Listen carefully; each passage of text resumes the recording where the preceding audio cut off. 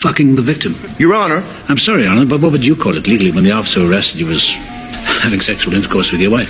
You know, I think it's objectionable. I accidentally saw my wife fooling around with another man in the pool, but I didn't blow up on the spot. I left very calmly. I went straight to the hotel room next to the pool. When I saw those messy sheets, I confirmed that my wife had really cheated on me. That evening, when my wife came home, I deliberately went up and gave her a warm embrace. But that didn't mean I could tolerate my wife's infidelity. I wasn't just going to tear off her disguise. I was going to pull off the perfect revenge. Does he? Mrs. Smith? I'm sorry. Don't be. The gunshot startled the gardener working outside. Urgent knocking followed immediately, but I wasn't panicked at all. I deliberately fired several shots at the window, scaring everyone into running away. Then I dragged my wife's body to the side, picked up the shell casings from the floor, and rearranged the crime scene. Then I took off my shirt that might have bloodstains and threw it into the fireplace. Finally, I repeatedly washed my body with hot water to remove any gunpowder residue on my body. Then I sat and waited for the police to show up.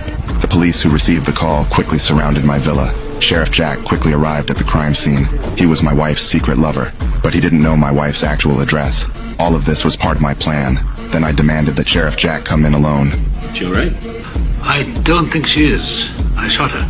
You shot your wife. It's just like I suddenly snapped and I got the gun and I shot her in the head. I know it was wrong.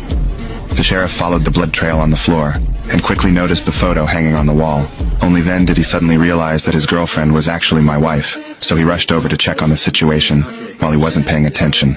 I quietly picked up the weapon and silently appeared behind him, but he reacted quickly, grabbed the gun, and tackled me to the ground. Immediately, a large group of police officers rushed in. Everyone pinned me down on the ground. In court, I appeared very confident. I wasn't worried at all about going to jail for this. I not only refused to hire a lawyer and chose to defend myself, but also suggested skipping the preliminary hearing and going straight to trial as soon as possible. Both the judge and the prosecutor, Tom, were very puzzled by this. They all thought I would definitely lose the case. The next day, Prosecutor Tom suddenly received a call from the police. There was a problem with the key evidence, the gun. After examination, they found it was a gun that had never been used.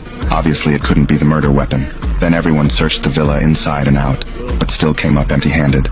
The murder weapon seemed to have vanished into thin air. No weapon. No powder on his hand, no blood on his clothes. We found 4 shell casings, 45s wiped clean, no prints.